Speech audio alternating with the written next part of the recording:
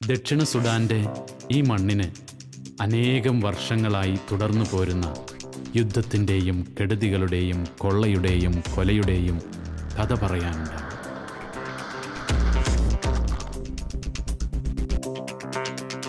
ഇങ്ങനെയുള്ള ഈ സ്ഥലത്തേക്ക് ദൈവവചന സഭയിലെ എളിയ ശുശ്രൂഷകരായ ഞങ്ങളെ എന്തിനാണ് ദൈവം തിരഞ്ഞെടുത്തത് എന്ന് അന്നേരം ഞങ്ങൾക്ക് മനസ്സിലായിരുന്നില്ല. എല്ലാം ദൈവത്തിന് സമർപ്പിച്ച് ഞങ്ങൾ യാത്ര തുടർന്നു. ആകെ ഈ രാജ്യത്ത് 150 കിലോമീറ്റർ ദൂരമേ റോഡുള്ളൂ. ബാക്കിയുള്ളത് മുഴുവൻ ഇങ്ങനെ കാണുന്ന ചതുപ്പ് സ്ഥലങ്ങളാണ്. ചില സ്ഥലത്ത് ചെന്നാൽ വഴിയേത് ചതുപ്പേത് എന്നൊക്കെ മനസ്സിലാക്കാൻ വളരെ പ്രയാസം. ഞാൻ കുറച്ചു ദൂരം നടന്ന് ചുറ്റും നോക്കിയപ്പോൾ ചെളിയിൽ പുതഞ്ഞ് ഉപേക്ഷിക്കപ്പെട്ട മറ്റു വാഹനങ്ങൾ കണ്ടു. വല്ലാത്ത പ്രയാസം തോന്നി.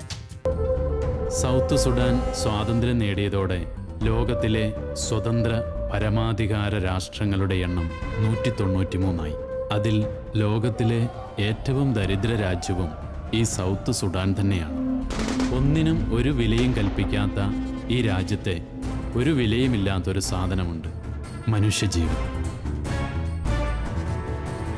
ആരെങ്കിലും രക്ഷപ്പെടുന്നുണ്ടെന്നറിഞ്ഞാൽ പിന്തുടർന്ന് പിടികൂടും.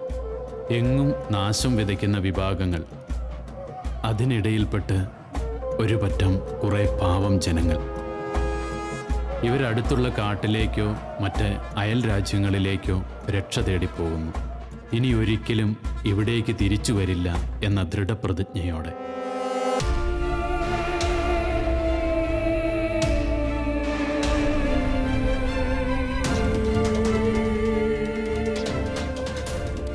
ഞങ്ങളുടെ ആ ഭാഗമാണ് സൗത്ത് സുഡാനിലെ ഏറ്റവും പീസ്ഫുൾ ആയിട്ടുള്ള സ്ഥലം. പക്ഷെ അവിടെ ഇഷ്ടംപോലെ സോൾജിയേഴ്സിൻ്റെ ഒരു പ്രസൻസ് അവിടെ അനുഭവപ്പെട്ടു. ആർക്കും മനസ്സിലായില്ല എന്തുകൊണ്ടാണ്, എന്തിനു വേണ്ടിയിട്ടാണ് ഇത്രമാത്രം പട്ടാളക്കാർ ഇവിടെ വന്ന് താമസിക്കുന്നതെന്നുള്ളത്. കുർബാന നടന്നുകൊണ്ടിരുന്നപ്പോൾ ഞങ്ങൾക്ക് ന്യൂസ് കിട്ടി, ഇവിടെ ക്യാപിറ്റലിൽ റെബൽസ് ഭയങ്കരമായിട്ട് വെടിവയ്പ്പാണെന്നുള്ളത്. ക്യാപിറ്റലിൽ മാത്രമല്ല, പല സ്ഥലങ്ങളിലും സൗത്ത് സുഡാനിൻ്റെ. അപ്പം ഞങ്ങളുടെ ഹൗസിനോട് അടുക്കും തോറും ഒരു 10 കിലോമീറ്റർ മുമ്പ് ഇഷ്ടംപോലെ ആൾക്കാർ പാണ്ടക്കെട്ടും തലയിൽ വെച്ച് അവർ റോഡിൽ കൂടെ പോവുകയാണ്. അപ്പോൾ എൻ്റെ കൂടെ ഉണ്ടായിരുന്ന അവിടെയുള്ള ഒരു കാറ്റക്കിസ്റ്റിനോട് ഞാൻ ചോദിച്ചു, ഞങ്ങളുടെ കൂട്ടത്തിലുണ്ടായിരുന്നത്, ഇപ്പോൾ എങ്ങോട്ടാ ഇവരൊക്കെ പോകുന്നത്? അച്ഛനെ ഇവിടുത്തെ ഇതിൻ്റെ സീരിയസ്നെസ് അറിയാൻ പാടില്ല, അവരിപ്പോൾ ഇവിടുന്ന് പലായനം ചെയ്യുകയാണ്. അപ്പോൾ എങ്ങോട്ടാ പോകുന്നത്? അവരിപ്പോൾ കാട്ടിലേക്കാണ് പോകണമെന്ന് പറഞ്ഞു. അപ്പോൾ കാട്ടിൽ പോയാൽ അപ്പോൾ മഴ പെയ്താൽ എന്നാ ചെയ്യും? മഴ നനയും. ഇപ്പോൾ ഇവിടുന്ന് പോയി കഴിഞ്ഞാലുള്ള ഗുണം എന്നാ? ഇപ്പോൾ റെബൽസ് മിക്കവാറും നമ്മുടെ ടൗൺ അവർ ഏറ്റെടുക്കും. അവർ ഏറ്റെടുത്ത് കഴിഞ്ഞാൽ ഉടനെ ഗവൺമെൻറ് സോൾജേഴ്സ് വരും. അപ്പോൾ അവിടെ പ്രശ്നമായി തീരും. ഇപ്പോൾ റെബൽസ് വന്ന് 2 പൊട്ടിയിൽ പൊട്ടിച്ചിട്ട് പോവും. അവർ വനത്തിലേക്ക് കാട്ടിലേക്ക് പോവും. പക്ഷേ ഈ സോൾജേഴ്സ്, ഗവൺമെൻറ് സോൾജേഴ്സ്, അവർ 10, 400, 500 കിലോമീറ്റർ അകലയിൽ നിന്ന് വരുന്നവരാണ്. അവർക്ക് ഈ വനത്തിനെ പറ്റി, കാടിനെ പറ്റി ഒരു വിവരവും ഇല്ല. അപ്പം അവർ കാണുന്നവരെല്ലാം തട്ടിക്കളയും. അപ്പം അങ്ങനെയുള്ള പേടിയാണ്. അപ്പം ഞായറാഴ്ച വൈകുന്നേരം മുതൽ ആൾക്കാർ ഞങ്ങളുടെ സ്ഥലം പലായനം ചെയ്യാൻ തുടങ്ങി, കാട്ടിലേക്കാണെന്ന് പറഞ്ഞുകൊണ്ട്. ഞങ്ങൾ കുർബാന കഴിഞ്ഞ് നോക്കിയപ്പോൾ ഞാൻ പറഞ്ഞില്ലേ, കോങ്കോയ്ക്കും യുഗാണ്ടയ്ക്കും പോകുന്ന ഇൻ്റർനാഷണൽ ഹൈവേ മഡ് റോഡെന്ന് പറയാൻ പറ്റില്ല, ഇൻ്റർനാഷണൽ ഹൈവേയാണ്. അത് ഞങ്ങളുടെ ഹൗസിൽ നിന്ന് ഒരു 50-70 മീറ്റർ അകലെയാണ് പോകുന്നത്. അപ്പോൾ ഞങ്ങൾ കുർബാന കഴിഞ്ഞ് പുറത്ത് നിന്ന് ഇങ്ങനെ സംസാരിച്ചുകൊണ്ടിരുന്നപ്പോൾ കുറേ പട്ടാളക്കാർ പോകുന്നുണ്ട് ടൗണിലേക്ക് മാർച്ച് ചെയ്ത്.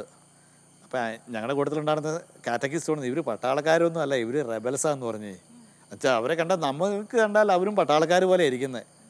അവരുടെ കയ്യിൽ മെഷീൻ ഗൺസ് ഉണ്ട്, അവരിങ്ങനെ മാർച്ച് ചെയ്ത് പോവുകയാണ്, വേറെ ഒന്നുമില്ല. അപ്പം ആ സമയത്ത് അല്ല റെബൽസിനെ ഇല്ല. അപ്പം ഞങ്ങളുടെ ഹൗസിൽ നിന്ന് ഒരു 1 കിലോമീറ്റർ ദൂരത്താണ് ഈ കൗണ്ടി ഹെഡ് ഓഫീസ്. അപ്പോൾ അവരങ്ങോട്ട് മാർച്ച് ചെയ്ത് പോവുകയാണ് ഈ റെബൽസ് എന്ന് പറഞ്ഞവർ. അവർ ഞങ്ങളുടെ അടുത്തുള്ളവരാണ് കാര്യം പറയുന്നത്. പക്ഷേ ഞങ്ങൾക്കറിയാൻ പാടില്ലായിരുന്നു ഇവരൊക്കെ റെബൽസ് എന്നുള്ളത്. അപ്പോൾ അവർ ഒരു അരമണിക്കൂർ കൊണ്ട് ടൗണിൽ പോയി ഒരു 3-4 വെടിയൊക്കെ വെച്ച് കഴിഞ്ഞപ്പോഴത്തേനും അവിടെ ഉണ്ടായിരുന്ന പോലീസും എല്ലാവരും അവിടെ തോക്കൊക്കെ ഇവർക്ക് കൊടുത്തു. അവർ എന്നാ പറയുന്നത്, കീഴടങ്ങി. പക്ഷേ അവരും ഈ റെബൽസിൻ്റെ ഭാഗത്തിൽപ്പെട്ടവരായിരുന്നു. അപ്പം ഞങ്ങളുടെ തൊട്ടടുത്തുണ്ടായിരുന്നവരൊക്കെ ഞങ്ങളോട് വന്ന് പറഞ്ഞു, ഇത് ഇനിയിപ്പോൾ പ്രശ്നം രൂക്ഷമാകും, ഇപ്പോൾ കൗണ്ടി റെബൽസിൻ്റെ കീഴിലായി കഴിഞ്ഞാൽ ഉടനെ ഈ കമ്മീഷൻ എന്ന് പറയുന്ന ആൾക്കാർ ഗവൺമെൻറ് അപ്പോയിൻറ്റഡാണ്. പുള്ളിയേനെ ചിലപ്പോൾ ഇവർ തല്ലിക്കൊന്ന് കളയും. ഇപ്പോൾ പുള്ളിയേനെ പ്രൊട്ടക്റ്റ് ചെയ്യാൻ വേണ്ടിയിട്ട് അടുത്തുനിന്ന് ഉള്ള കൗണ്ടിയിൽ നിന്ന് ഇഷ്ടംപോലെ സോൾജേഴ്സ് വരും. അല്ലെങ്കിൽ സോൾജേഴ്സിൻ്റെ ക്യാമ്പ് അടുത്ത് അധികം ദൂരമല്ല. അപ്പോൾ ഇവർ ഇവിടെ വന്ന് കുറച്ച് വെടിയൊക്കെ വെച്ചിട്ട് കുറച്ച് ഒച്ചയൊക്കെ ഉണ്ടാക്കിയിട്ട് അവർ കാട്ടിലേക്ക് പോയി. അപ്പോൾ ഒരു 2 മണിക്കൂർ കഴിഞ്ഞപ്പോഴത്തേനും ഗവൺമെൻറ് സോൾജേഴ്സ് 100-200 പേരും വന്നു. അപ്പം ഞങ്ങളുടെ കൗണ്ടി ഹെഡ് ഓഫീസിൻ്റെ അടുത്തേക്ക് അവർ വന്ന വഴിയെ ടൗണിൽ ഒരൊറ്റ മനുഷ്യരില്ല. കടകളൊക്കെ കുത്തിപ്പൊളിക്കാൻ തുടങ്ങി, കക്കാൻ തുടങ്ങി. അപ്പം അവർ വന്ന് ഞങ്ങൾ എല്ലായിടത്തും പോയി കൈ കിട്ടുന്നതെല്ലാം അവർ കട്ടു, കക്കാൻ പറ്റാത്തതെല്ലാം അവർ തീ വെച്ച് നശിപ്പിച്ചു.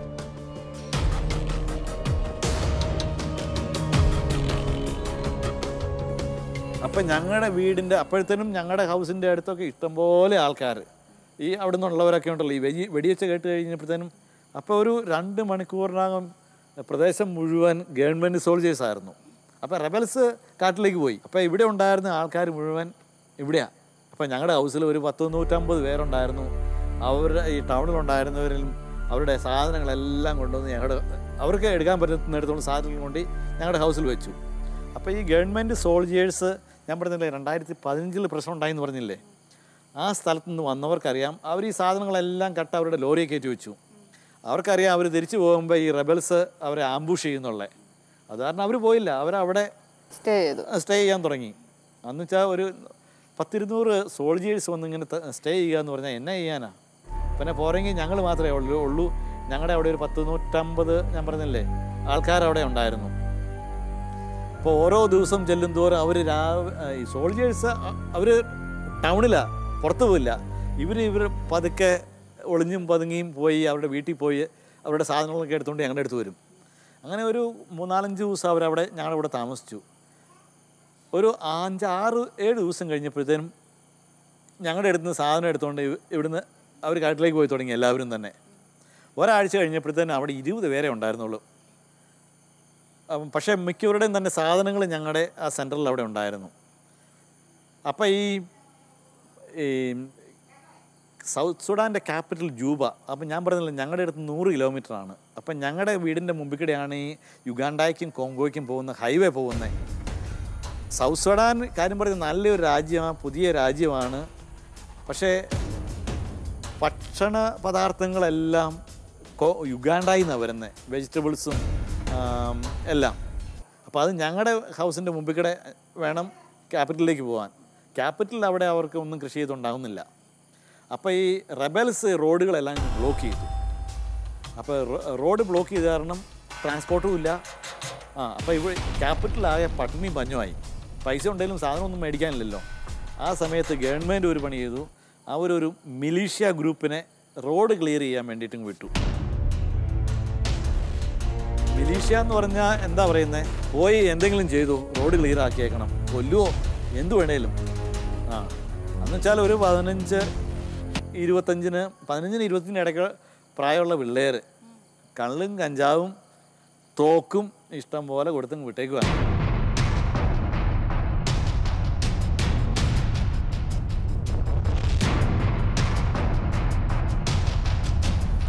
അപ്പം ഞങ്ങളിവിടെ 4 പേരുണ്ട്. ഞങ്ങളുടെ കൂട്ടത്തിൽ താമസിക്കുന്ന 10-20 പേരുണ്ട്. പിള്ളേരും ഉഗാണ്ടയിൽ നിന്നുള്ളവരും ഞങ്ങളെ സൗത്ത് സുഡാനിൽ നിന്നുള്ളവരുമായിട്ട് അവിടെ താമസിക്കുന്നവർ. അപ്പോൾ ഒരു തിങ്കളാഴ്ച രാവിലെ എനിക്കിങ്ങനെ ന്യൂസ് കിട്ടി, ഈ മിലീഷ്യ ഗ്രൂപ്പ് ഞങ്ങളുടെ കൗണ്ടി ഹെഡ് ക്വാർട്ടേഴ്സ് വരെ വന്നിട്ടുണ്ടെന്ന്. അപ്പോൾ ഈ മിലീഷ്യ വരുന്നതിന് മുമ്പ് ഞാൻ പറഞ്ഞില്ലേ 10-200 സോൾജേഴ്സ് അവിടെ വന്ന് കിടപ്പുണ്ടായിരുന്നു. ഇവർക്ക് എന്നാ പണിയെന്ന് പറഞ്ഞാൽ ഇഷ്ടംപോലെ കടകളെല്ലാം കുത്തി തുറന്ന് ഇഷ്ടംപോലെ ബിസ്ക്കറ്റും കഴിക്കാൻ എല്ലാ കൂട്ടം ഉണ്ട്, കുടിക്കാൻ ഇഷ്ടംപോലെ കള്ളും ചാരായം ഉണ്ട്. അപ്പോൾ എപ്പോഴും കുടിയും അതുപോലെ തന്നെ ഇഷ്ടംപോലെ കഞ്ചാവ് വരിക്കാൻ കിട്ടും. അവർ ഈ വലിയും കുടിയും തീറ്റയും അത് കഴിയുമ്പോൾ പപ്പാന്ന് പറഞ്ഞ് വെടിവെച്ചുകൊണ്ടിരിക്കുകയാണ്. സോൾജേഴ്സ് ഇവിടെ വന്നേ പിന്നെ ഞങ്ങളുടെ ഹൗസിന് പുറത്തിറങ്ങിയിട്ടില്ല. അതുപോലെ തന്നെ ഞങ്ങളുടെ ഹൗസിൽ ചിലപ്പോൾ രാത്രി ആയി കഴിഞ്ഞാൽ റെബൽസ് ഞങ്ങളുടെ അടുത്തൊക്കെ വന്നിട്ട് പറയും, നിങ്ങൾ പേടിക്കൊന്നും വേണ്ട, നിങ്ങൾ ഇവിടെ താമസിച്ചോ. ഞങ്ങളോട് അവർക്ക് വലിയ കാര്യമായിരുന്നു റെബൽസിനോട്. റെബൽസ് ഞങ്ങളുടെയൊക്കെ ആവശ്യത്തിന് വേണ്ടിയിട്ടായിരുന്നു അവർ ഫൈറ്റ് ചെയ്യുന്നത്. അപ്പോൾ ഈ സോൾജിയേഴ്സ് പകലും ചിലപ്പോൾ റെബൽസ് വരും. അപ്പം ഞങ്ങൾക്ക് ഞങ്ങളുടെ ഹൗസിൽ ഈ കുടിലുകളിൽ നിന്ന് കാണാം സോൾജിയേഴ്സ് അവിടെ മൂവ് ചെയ്യുന്നത്. അപ്പോൾ പലപ്പോഴും എനിക്ക് പേടിയായിരുന്നു, ഈ റെബൽസ് ഇവിടെ വന്നു കഴിഞ്ഞാലുണ്ടല്ലോ, ഇമാർ വല്ല ബൈനാക്കുലർ വെച്ച് നോക്കിക്കഴിഞ്ഞാൽ അവർക്ക് അവർ പറയില്ലേ ഞങ്ങൾക്ക് ഒരു പങ്കുണ്ടെന്നുള്ള കാര്യം. അപ്പോൾ ഈ അത് ഒരു ഭയങ്കര പേടി വരുന്നൊരു സംഭവമായിരുന്നു. ഈ സോൾജിയേഴ്സ് ഇങ്ങനെ കള്ളും കുടിച്ച് ഇങ്ങനെ രാത്രി ഈ നമ്മൾ ചിലപ്പോൾ ഈ എന്നാ പറയുന്നത് വാൽനക്ഷത്രം പോണ കാണുമ്പോഴല്ലേ, അതുപോലെ ആയിരിക്കും ആകാശത്ത് ഇങ്ങനെ വെടിയുണ്ട പോണത്.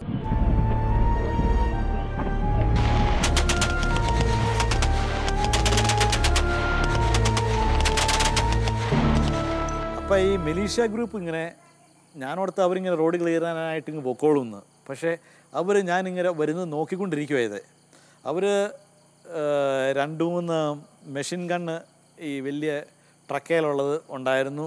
നമ്മുടെ ഈ പേഴ്സണൽ കാരിയേഴ്സ് എന്നാ പറയുന്നത്, ഒത്തിരി പേര് തോക്കും പിടിച്ചുകൊണ്ട് ഉണ്ടായിരുന്നു. പിന്നെ ഒരു 3-4 ട്രക്ക് നിറച്ച് എല്ലാവരും ഈ എന്നാ പറയുന്നത് റോക്കറ്റ് പ്രൊപ്പൽഡ് ഗ്രനേഡും ഇഷ്ടംപോലെ മെഷീൻ ഗൺസും ഒക്കെ ആയിട്ട് ഇവർ ഞങ്ങളുടെ ഹൗസിൻ്റെ മുമ്പിൽ കൂടെ ഞാൻ പോകുന്നത് ഞാൻ ജനലയുടെ ഇടയ്ക്കോടെ കണ്ടു.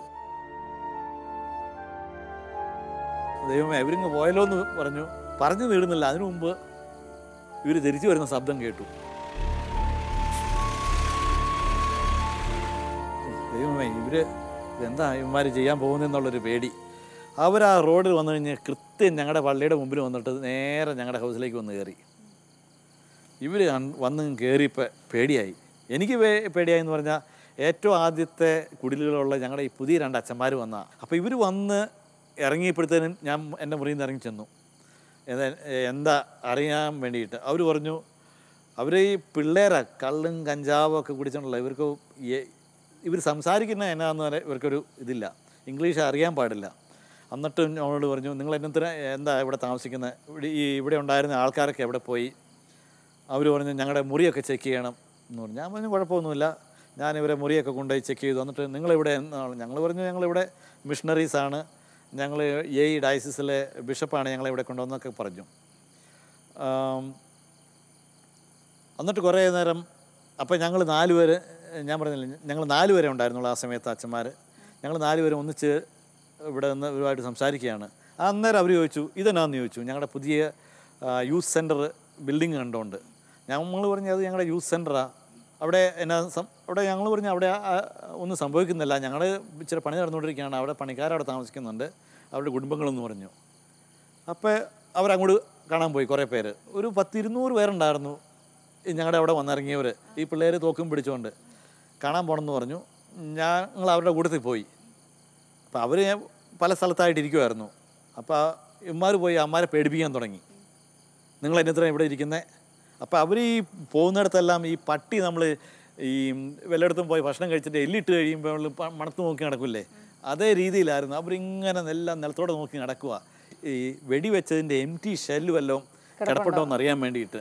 എന്ന് വെച്ചാൽ റെബൽസ് അവരുടെ കൂട്ടത്തിലെങ്ങാനും റെബൽസ് ഉണ്ടോ എന്ന് അറിയാൻ വേണ്ടിയിട്ട് അവരെങ്ങനെ നോക്കിക്കഴിഞ്ഞു. അവസാനം അപ്പോൾ ഒരു 2-3 സ്ത്രീകളുമുണ്ട്, ബാക്കിയുള്ളവരെല്ലാവരും ആണുങ്ങളാണ്, യുഗാണ്ടയിൽ നിന്നുള്ള ടീച്ചേഴ്സ്, മെയ്സൺസ്, പിന്നെ കുറച്ച് പിള്ളേർ ഉണ്ടായിരുന്നു. അപ്പോൾ ഒരുത്തൻ അവിടെ ഇരിക്കുമായിരുന്നു, അവനോട് പറഞ്ഞ് എഴുന്നേറ്റ് വരാൻ പറഞ്ഞു. വേറൊരു എഴുതുന്ന ഒരു കൊച്ചിനെയും കൂടെ അവിടെ കിടക്കുമായിരുന്നു, അവനോടും പറഞ്ഞ് എഴുന്നേറ്റ് വരാൻ പറഞ്ഞു. അവൻ ആ കൊച്ചിനെയും കൊണ്ട് എഴുന്നേറ്റിങ് വന്നു, അവനോട് പറഞ്ഞു കൊച്ചിനെയൊക്കെ വിട്ടിട്ട് വരാൻ പറഞ്ഞു. അപ്പോൾ എനിക്ക് എന്തോ ഒരു പന്തികേടുള്ളതുപോലെ എനിക്ക് തോന്നി. എന്നിട്ട് അവരോട് പറഞ്ഞ് ഞങ്ങൾ ഹൗസിൻ്റെ അടുത്തേക്ക് വരാൻ പറഞ്ഞു. അവർ ഒന്നും സംഭവിക്കാത്തവരെ ഹൗസിൻ്റെ അടുത്തേക്ക് ഇവർ വന്നു. അപ്പം ഞങ്ങളും ഉണ്ടായിരുന്നു, കുറച്ച് ഇവരുടെ കൂട്ടത്തിലുള്ള കുറച്ച് സോൾജേഴ്സും ഉണ്ടായിരുന്നു, അവരും വന്നു. ഞങ്ങളുടെ ഹൗസിൻ്റെ ഒരു കുടിലിൻ്റെ അടുത്ത് വന്നു കഴിഞ്ഞപ്പോൾ അവരോട് പറഞ്ഞു ഓടാൻ പറഞ്ഞു. എനിക്ക് ഭയങ്കരമായിട്ട് പന്തികേട് തോന്നി, ഇവരെന്തിനാണ് ഇവരോട് ഓടാൻ പറയുന്നത്. അപ്പോൾ അതിൽ ഒരുത്തൻ അന്നേരം മുട്ടുകുത്തി ഇങ്ങനെ കൈകുപ്പി പിടിച്ചുകൊണ്ട് വന്നു. അപ്പോൾ അവരോട് പറഞ്ഞ് എഴുന്നേറ്റ് ഓടാൻ പറഞ്ഞു. എന്നിട്ട് അവൻ ഓടിയില്ല, അവർ 2 പേരും ഓടിയില്ല. അന്നേരം തന്നെ അവൻ്റെ തോക്കിൻ്റെ പാത്തിയും കൊണ്ട് ഇവன்ட்டு ഒരു അടി കൊടുക്കാൻ തോന്നി. അടി കൊടുത്തപ്പോൾ അവൻ ഇങ്ങനെ തല വെച്ചു. ആ തോക്ക് കൊണ്ട് ഞങ്ങളുടെ ഈ കുടിലിൻ്റെ ഭിത്തിയെ കൊണ്ട് അവന് ഭയങ്കര അരിശായി ഈ സോൾജിയറിന്. അവൻ അന്നേരം തന്നെ അവൻ്റെ കത്തി ഊരി ഒറ്റ കുത്തു കൊടുത്തു ഇവിടെ. അത് ഞങ്ങൾ കണ്ടില്ല. അത് കഴിഞ്ഞപ്പോൾ ഞങ്ങൾ ഇത് ഏതെന്നാണെന്ന് ചോദിച്ചുകൊണ്ട് ഞങ്ങൾ പ്രൊട്ടസ്റ്റ് ചെയ്യാൻ തുടങ്ങി. അപ്പോൾ ഇവന്മാർ കള്ളു പിടിച്ച പിള്ളേരാണെങ്കിൽ തന്നെ ഉള്ളത് ഞങ്ങളെ ഉന്തി തള്ളി മാറ്റിയിട്ട് നിങ്ങൾ പൊക്കോളാൻ പറഞ്ഞുകൊണ്ട് ഞങ്ങൾ തള്ളി മാറ്റി. അത് കഴിഞ്ഞപ്പോൾ ഇവരോട് എഴുന്നിട്ട് ഓടാൻ പറഞ്ഞു. അപ്പം ഞങ്ങളെ അവരെ ഇങ്ങ് തള്ളി മാറ്റി കഴിഞ്ഞപ്പോഴേ ഒരു 10 സെക്കൻഡ് കഴിഞ്ഞപ്പോൾ 4 or 5 വെടി ഞാൻ കേട്ടു. അപ്പം അന്നേരം തന്നെ ഞാൻ എൻ്റെ കൂട്ടുകാരോട് പറഞ്ഞു അവന്മാരുടെ കാര്യം തീർന്നു എന്നുള്ളത്. അപ്പം അത് കഴിഞ്ഞ് പിന്നെ ഞങ്ങൾക്കുണ്ടല്ലോ ഭയങ്കര പേടിയായിപ്പോയി. ഇവന്മാരെ എന്തും ചെയ്യാൻ പഠിക്കാത്തവന്മാരാ, ഒരു കുറ്റവും ചെയ്യാത്തവരെയാണ് ഇവന്മാർ വെടിവെച്ചേക്കെന്നുള്ള ഇതുപോയി. അത് കഴിഞ്ഞ് ഞങ്ങളിങ്ങനെ ഇരിക്കുകയാണ്, എന്നാ ചെയ്യേണ്ടതെന്ന് അറിയാൻ പാടില്ല. ഞങ്ങളന്ന് ഭക്ഷണം ഞങ്ങൾ തന്നെയായിരുന്നു ഒരു 2 ആഴ്ചത്തോളം ഭക്ഷണം ഞങ്ങളുടെ കുക്കൊക്കെ ഒന്ന് പോയായിരുന്നു.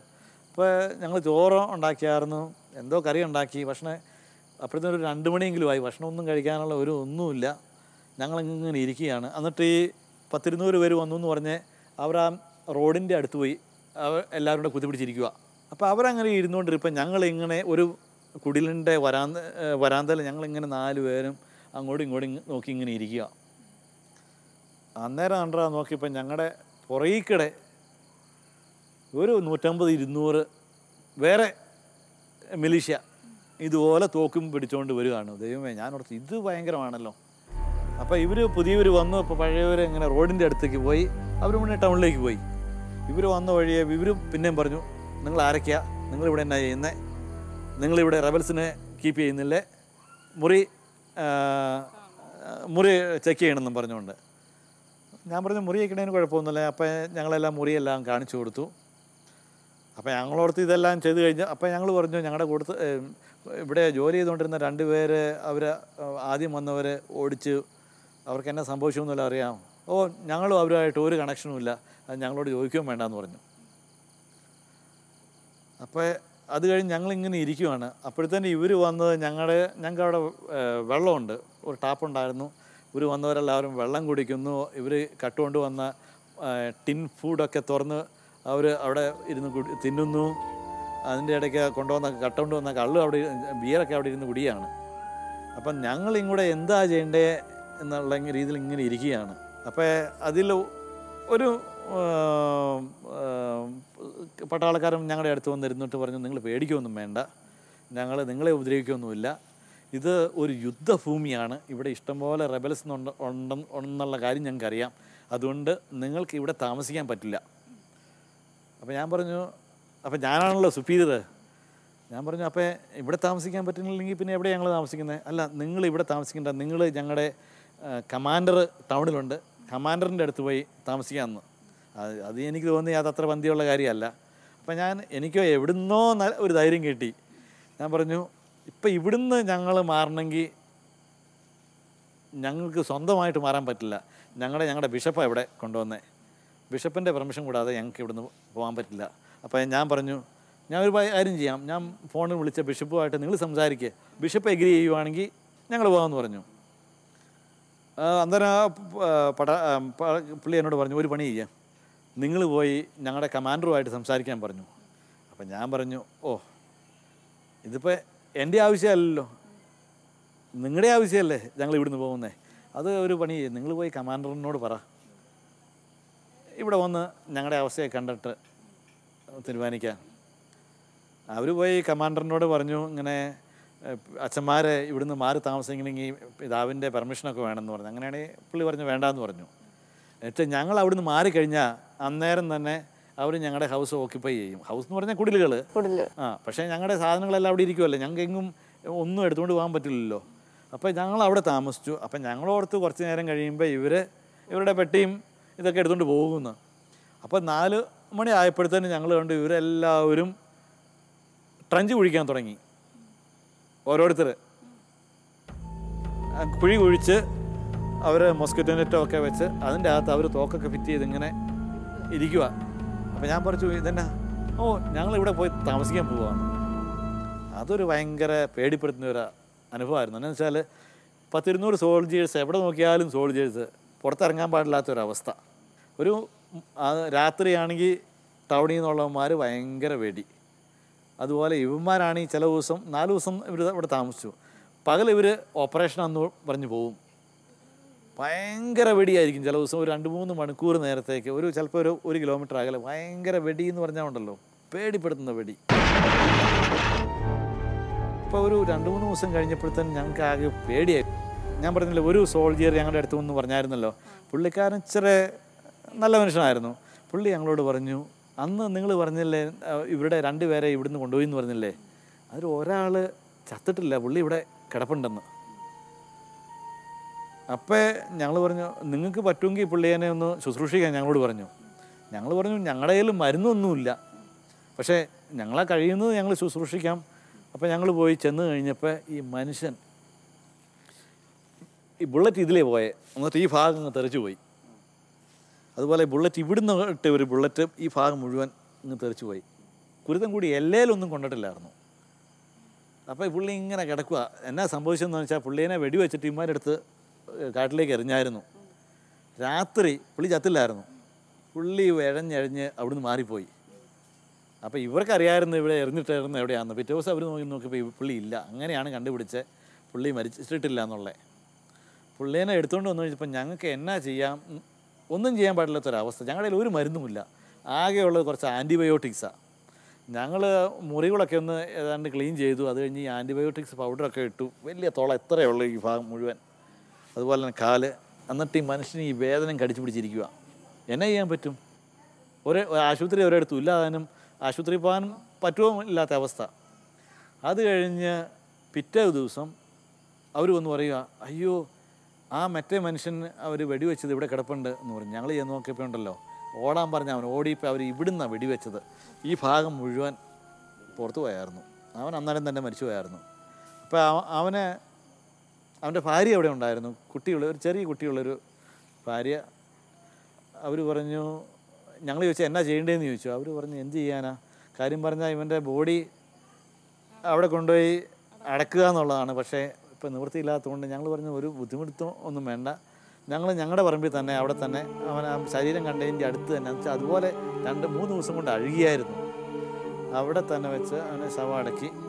അതൊരു ഭയങ്കര പേടിപ്പെടുത്തുന്ന ഒരു അവസ്ഥയായിരുന്നു. എന്നാലും ഇപ്പം ഞാൻ അതിനെപ്പറ്റി ഓർക്കുമ്പോൾ എനിക്ക് എവിടുന്നോ ഇതിനുള്ള ഒരു ധൈര്യം കിട്ടി. ഇതിനിടയ്ക്ക് ഇങ്ങനെ സംഭവം ഉണ്ടായപ്പോഴത്തേനും ഞാൻ ബിഷപ്പിനെയൊക്കെ ഇൻഫോം ചെയ്തു, ഞങ്ങളുടെ സുപ്പീരിയേഴ്സിനെ റോമിൽ ഇൻഫോം ചെയ്തു. അവർ പറഞ്ഞു എന്ത് സഹായം വേണേലും അവർ ചെയ്യാൻ റെഡിയാണ്. പക്ഷേ അവർക്ക് എന്നാ സഹായം ചെയ്യാൻ പറ്റും? അത് എന്നോട് പറഞ്ഞു, Francis you are responsible, take decisions. അപ്പോൾ എൻ്റെ കൂട്ടത്തിലുള്ള അച്ഛന്മാർ പറഞ്ഞു, ഈ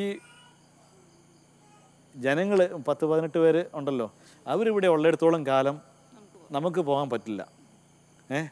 അങ്ങനെയുള്ള തീരുമാനം ഞങ്ങൾ എടുത്തു. പക്ഷേ അവസാനമായപ്പോൾ ഞങ്ങളുടെ ഭക്ഷണവും ഏതാണ്ട് തീർന്ന അവസ്ഥയായി, പ്രശ്നമൊട്ട് തീരുന്നുമില്ല.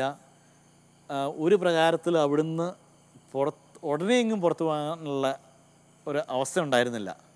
അപ്പോൾ അതിനിടയ്ക്ക് ഞങ്ങളുടെ സുപ്പീരിയേഴ്സ് റോമിൽ നിന്ന് UN ആയിട്ടും റെഡ് ക്രോസൊക്കെ ആയിട്ട് കോണ്ടാക്ട് ചെയ്തു. അവരൊക്കെ ഞങ്ങളെ സഹായിക്കാൻ റെഡിയായിരുന്നു. പക്ഷേ അവർക്ക് പേടിയായിരുന്നു. പക്ഷേ പ്ലെയിൻ കൊണ്ട് ഇറക്കി കഴിഞ്ഞാൽ ഇവിടെ ലോക്കൽ സോൾജേഴ്സ് ഉണ്ടല്ലോ, ഗവൺമെൻറ് സോൾജേഴ്സ്, അത് വെടിവെച്ചിടുന്നുള്ള തീർച്ചയായിരുന്നു. അവസാനം ഞങ്ങൾ ബിഷപ്പ് പറഞ്ഞു, ഫ്രാൻസിസ് ധൈര്യം ഉണ്ടെങ്കിൽ വണ്ടി ഓടിച്ചുകൊണ്ട് പോരാൻ പറഞ്ഞു. ഞാൻ പറഞ്ഞു, ധൈര്യക്കുറവൊന്നുമില്ല, പക്ഷേ എന്തെങ്കിലും സംഭവിച്ചാൽ ഒരു വിഡ്ഢിത്തരമായി തീരില്ലേ, പോരെങ്കിൽ ഞങ്ങൾ ഇവരെ വിട്ടിട്ട് പോരുക എന്നുള്ളേ. ആ സമയത്ത് ഞങ്ങൾക്ക് ഇൻഫർമേഷൻ കിട്ടി, ഞങ്ങളുടെ കൗണ്ടിയുടെ ഉത്തരവാദിത്തമുള്ള കൗണ്ടി കമ്മീഷണർ പുള്ളിയേനെ ഗവൺമെൻറ് തിരിച്ച് ഞങ്ങളുടെ കൗണ്ടിയിലേക്ക് കൊണ്ടുവരിക എന്നുള്ളത്. അപ്പോൾ അന്നേരം ഞങ്ങൾ പറഞ്ഞു, അപ്പോൾ അങ്ങനെ കൊണ്ടുവരികയാണെങ്കിൽ പുള്ളിയേനെ കൊണ്ടുവന്നിട്ട് ഈ മിലിറ്ററി തിരിച്ചു പോകുന്ന സമയത്ത് ഞങ്ങൾക്ക് അവരുടെ കൂട്ടത്തിൽ പോകാനുള്ള ഒരു സാഹചര്യം ഒരുക്കുകയാണെങ്കിൽ നന്നായിരിക്കും എന്ന് പറഞ്ഞു. അങ്ങനെയുള്ളൊരു സാഹചര്യം വന്നു. എന്നിട്ടും ഞങ്ങളുടെ ഒരു വിചാരം, ഞങ്ങൾ ഇവരെ എങ്ങനെ ഈ 10-18 പേരെ അവിടെ വിട്ടിട്ട് പോകും എന്നുള്ളതാണ്. അങ്ങനെ ചിന്തിച്ചുകൊണ്ടിരിക്കുമ്പോഴാണ് ആംഗ്ലിക്കൻ ബിഷപ്പ് ടൗണിലുണ്ടായിരുന്നു. പുള്ളി തനിയെ താമസിച്ചുകൊണ്ടിരിക്കുക ചെയ്തേ.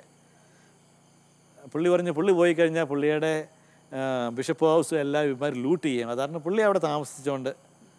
അന്നേരം പുള്ളി എന്നോട് പറഞ്ഞു, ഇങ്ങനത്തെ ഒരവസ്ഥ വന്ന് പറഞ്ഞു, അച്ഛൻ ഒന്നുകൊണ്ടും പേടിക്കണ്ട, നാളെ ഞാൻ ഇവരെ സുരക്ഷിതമായിട്ടുള്ള സ്ഥലത്ത് ഞാൻ കൊണ്ടുപോയിക്കൊള്ളാം എന്ന് പറഞ്ഞു. എന്നോട് അത് കാരണം ഞങ്ങളോട് പറഞ്ഞു അച്ഛൻ്റെ അച്ഛന്മാരെയും കൊണ്ട് പോയിക്കൊള്ളാൻ പറഞ്ഞു.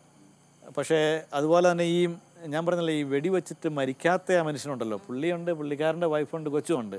അപ്പം ഞങ്ങളോട് പറഞ്ഞായിരുന്നു ഏത് സമയത്ത് ഈ കമ്മീഷണറെ ഇവിടെ കൊണ്ടുവരാം. അവർ പോകുമ്പോൾ അവർ ഈ സെക്യൂരിറ്റി ഇതുള്ളത് കൊണ്ട് അവർ പറയില്ല എപ്പോഴാണ് ഈ പുള്ളിയേനെയും കൊണ്ട് വരുന്നതെന്ന്. ഇപ്പോൾ റബൽസ് അതിൻ്റെ ഇടയ്ക്ക് വെച്ച് ഇവരെ ആംബുഷ് ചെയ്യാം. അതുകൊണ്ട് ആരോടും പറയാതെ സെക്യൂരിറ്റി ഈ കമ്മീഷണറെ ഞങ്ങളുടെ സ്ഥലത്ത് കൊണ്ടുവരും. അവർ തിരിച്ചു പോകുമ്പോൾ അവരുടെ കൂടെ പോകാൻ എപ്പോൾ വേണേലും തയ്യാറായിട്ടിരുന്നോളാം പറഞ്ഞു. അപ്പം ഞങ്ങൾ തയ്യാറായിട്ടായിരുന്നേ. ഞങ്ങൾ 2-3 ദിവസത്തോളം ഇങ്ങനെ നോക്കിയിരുന്നു, ഇവരെ എപ്പോഴാണ് വരുന്നതെന്നുള്ള ആർക്കും പറയില്ലല്ലോ. അപ്പോൾ ഞങ്ങൾ തന്നെ ഞങ്ങളുടെ ബാഗുണ്ട്, ചെറിയ പേഴ്സണലായിട്ടുള്ള ബാഗുണ്ടായിരുന്നു. അപ്പോൾ ഇറങ്ങി ഞങ്ങൾ 4 പേരിന് ഞങ്ങളുടെ ബാഗ്, പിന്നെ ഈ ക്രിട്ടിക്കലി വൂണ്ടഡ് ആയിട്ടുള്ള ഈ മനുഷ്യനും പുള്ളിക്കാരൻ്റെ വൈഫും ചൈൽഡും. അപ്പോൾ ഒരു ദിവസം ഒരു 3 മണി ആയപ്പോൾ ഞങ്ങൾ കണ്ടു ഇവരിങ്ങനെ ഒരു 8-10 മിലിറ്ററി വെഹിക്കിൾ പോകുന്നതും അതിൻ്റെ മധ്യത്തിൽ ഈ കമ്മീഷണറുടെ വണ്ടി പോകുന്നത് കണ്ടു. അത് പോയപ്പോഴേ ഞാൻ പറഞ്ഞില്ല, ഞങ്ങളുടെ ഹൗസിന് മുമ്പിൽ പോയത്. അവർ കമ്മീഷണറിൻ്റെ ഓഫീസിലേക്ക് പോയി. അന്നേരം തന്നെ ഞങ്ങളുടെ വണ്ടിയിൽ കയറി വണ്ടി ഓടിച്ച് അവരുടെ ഓഫീസിൽ ചെന്ന് ഞങ്ങൾ പറഞ്ഞു ഞങ്ങൾക്ക് നിങ്ങളുടെ കൂട്ടത്തിൽ ജോയിൻ ചെയ്യാനുള്ള പെർമിഷൻ ഉണ്ടെന്ന് പറഞ്ഞു. അന്നേരം പറഞ്ഞു അന്ന് ഞങ്ങൾക്ക് അറിയാം, ജോയിൻ ചെയ്തോളാം പറഞ്ഞു. എന്ന് പറയുന്ന ബിഷപ്പിൻ്റെ ഡയസിഷൻ ഹെഡ് ക്വാർട്ടേഴ്സിലേക്കാണ് പോയത്. അവിടുന്ന് ഞങ്ങൾക്ക് സെക്യൂരിറ്റി കിട്ടി. ഞങ്ങൾ അവിടുന്ന് ഒരു പ്രകാരത്തിൽ രക്ഷപ്പെട്ടു. ഞാൻ പറഞ്ഞില്ലേ, ഈ ജൂലൈ പ്രശ്നം തുടങ്ങിയപ്പോഴേ ഞങ്ങളുടെ ആ ഭാഗത്തുള്ള ആൾക്കാർ മുഴുവൻ ഞങ്ങളുടെ ആ ഭാഗം വിട്ട് അവരെല്ലാം അഭയാർത്ഥികളായിട്ട് യുഗാണ്ടയിലേക്ക് പോയി. നമ്മുടെ പരിശുദ്ധ പിതാവ് പറഞ്ഞിട്ടില്ലേ, we should be aware of the people who are living in the peripheries.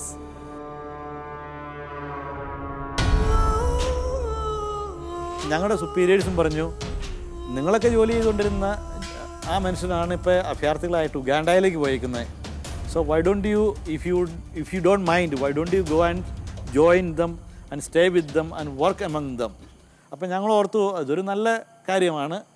അങ്ങനെയാണ് ഞങ്ങൾ യുഗാണ്ടയിൽ ചെല്ലുന്നത്. യുഗാണ്ടയിൽ